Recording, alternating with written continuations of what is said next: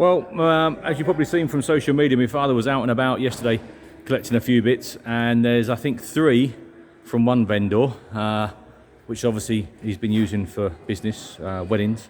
There's the Austin at the back there, and we've got the Beauford here. I don't know what number 3 is, but I was very pleasantly surprised an hour ago when I had a look round and videoed the Austin over there, because it's head and shoulders above what you normally see working, most working wedding cars. In fact, I almost said to my father, what's the point of going down and picking these cars up, because they won't be any good, because they're working wedding cars, and working wedding cars traditionally aren't. You go to a wedding, I'm at a wedding, I see one of these things pull up and I think, good grief, I wouldn't go around the village in it, let alone try and take someone on their most important day of their lives. So, but very pleasantly surprised, because that's a lovely car. Running on 6 cylinders, which is unusual. They normally run on 5.5. A lovely, very smart, perfect for the job car.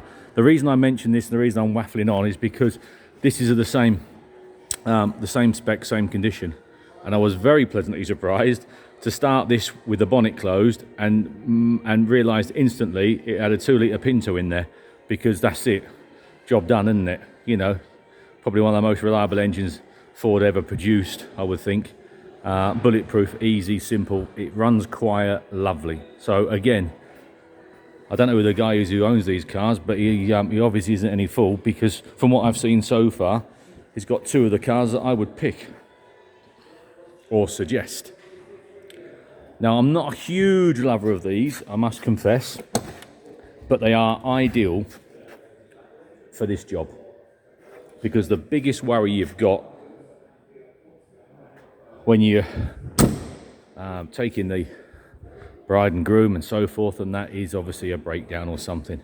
So these almost eliminate that, don't they? Because you've got a 2-litre Pinto, or sometimes a 2-litre V6 Ford under the bonnet.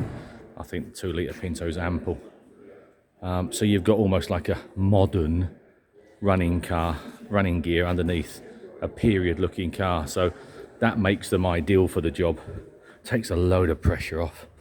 We used to do weddings every weekend for years, and you were always so relieved when you'd you use these cars all the time. We used to maintain them to death, but still they end up, don't they, causing you a problem at times. And it's always when it's raining, and it was, oh god. But you're going to eliminate a lot of problems with one of these. So Charlie's done a series of photographs for you. I'll just start it up. I'm just giving you a run round with the video and a little bit of a heads up from what I can see. There you go. Says no, say no more, really, don't you? That's it. The sort of thing that you can send out with a driver. You obviously got to pick your drivers. Of course you have.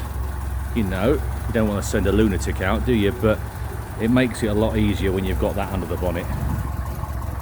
And not only that, if you're on one job, you're not there worrying to death about what your driver's doing on the other job, because you know full well he's going to be okay.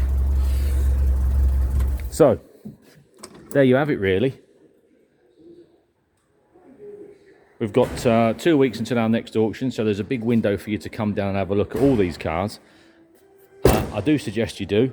They all are very individual, aren't they? We're open 7 days a week.